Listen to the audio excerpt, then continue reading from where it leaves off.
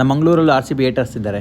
ನಮ್ಮ ಚಿಕ್ಕಮಂಗ್ಳೂರಲ್ಲಿ ಇಂಥ ವ್ಯೂ ಪಾಯಿಂಟ್ ಎಲ್ಲಿದೆ ಅಂತ ನಿಮ್ಗೆ ನೋಡೋಕೆ ಹೋದೆ ಅಂತೂ ಫುಲ್ ಖುಷಿ ಆಗ್ಬಿಡ್ತೀರಾ.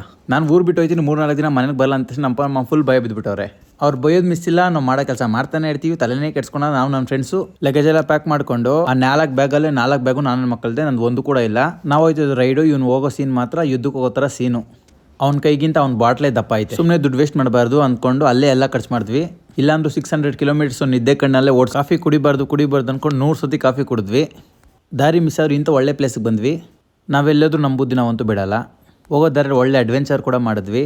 ಬೆಟ್ಟದ ತುದಿಗೆ ಹತ್ತಿದ್ವಿ, ಅಲ್ಲಿ ವ್ಯೂ ಕೂಡ ಸಕ್ಕತ್ತಾಗಿತ್ತು. ಬೆಟ್ಟ ಹತ್ರ ಹೋಗ್ಬೇಕು, ಸಕ್ಕ ಸುಸ್ತಾಯ್ತೈತಿ. ಇವಾಗ ಬಂದಿದ್ದು ಇಷ್ಟಕ್ಕೆ ಸುಸ್ತಾಯ್ತೈತೆ. ಯಪ್ಪ, ಜಿಮ್ಮಲ್ಲಿ ಎಕ್ಸಸೈಸ್ ಮಾಡೋಷ್ಟು ಈಸಿ ಅಲ್ಲ ಇಲ್ಲ ಬೆಟ್ಟ ಹತ್ತೋದು. ಕಾಲು ಮಂಡಿ ಕುಂಡಿ ಎಲ್ಲ ನೋದೈತೆ. ನೀರಿಗಂತೂ ಫುಲ್ ಒದ್ದಾಡ್ಬಿಟ್ರೆ ನೀರು ಸಿಗ್ದಿರಾ. ಉಡುಪಿ ಬೀಚಲ್ಲಿ ಬಂದು ಸ್ವಲ್ಪ ಹೊತ್ತು ಚಿಲ್ಲಾಗಿ ಫುಲ್ ವೀಡಿಯೋ ಬಂದು ನಾಳೆ ಯೂಟ್ಯೂಬ್ ಚಾನಲ್ ಹಾಕ್ತೀನಿ. ಇದೇ ಟೈಮ್ಗೆ ದಯವಿಟ್ಟು ನೋಡಿ. ಚಾನಲ್ ಲಿಂಕು ಕಮೆಂಟಲ್ಲೂ ಪಿನ್ ಮಾಡಿ ಇಡ್ತೀನಿ. ನನ್ನ ಬಯೋನಲ್ಲೂ ಕೂಡ ಇದೆ, ದಯವಿಟ್ಟು ಸಬ್ಸ್ಕ್ರೈಬ್ ಮಾಡ್ಕೊಳ್ಳಿ ನನ್ನ ಚಾನಲ್ನ.